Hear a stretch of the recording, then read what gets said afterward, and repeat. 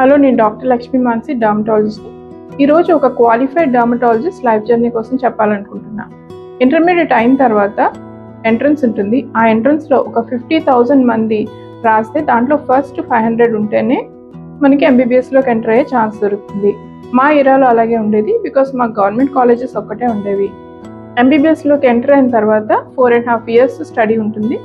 దాంట్లో human anatomy దగ్గర నుంచి బాడీలో వచ్చే ప్రతి డిసీజ్ దాని ట్రీట్మెంట్ కోసం చదువుతాము. 4.5 years అయిన తర్వాత 1 year ఇంటర్న్షిప్ ఉంటుంది. టోటల్ 5.5 years ఎంబీబీఎస్ చదువుతాం. తర్వాత మళ్ళీ పీజీ ఎంట్రన్స్ అని ఉంటుంది. అప్పుడు స్పెషలైజేషన్లోకి ఎంటర్ అయ్యే ఛాన్స్ దొరుకుతుంది. పీజీ ఎంట్రన్స్లో సీట్ వచ్చిన తర్వాత డిప్లొమా అయితే 2 years, ఎండి అయితే 3 years చదవాల్సి వస్తుంది. తర్వాత దాని మీద ఎగ్జామ్స్ ఉంటాయి. ఎగ్జామ్స్లో పాస్ అయితే డిగ్రీ మన చేతికి వస్తుంది. సో ఈ టోటల్ 10 years ఆల్మోస్ట్ అవుతుంది. అప్పుడే మనకి డర్మటాలజీ ప్రాక్టీస్ చేసే ఎలిజిబిలిటీ వస్తుంది అన్నమాట. డిప్లొమా అయితే 2 years కాబట్టి ఎక్స్పీరియన్స్ సరిపోదు అనే ఉద్దేశంతో మళ్ళీ ఒక సీనియర్ డర్మటాలజిస్ట్ దగ్గర జాయిన్ అవుతాము.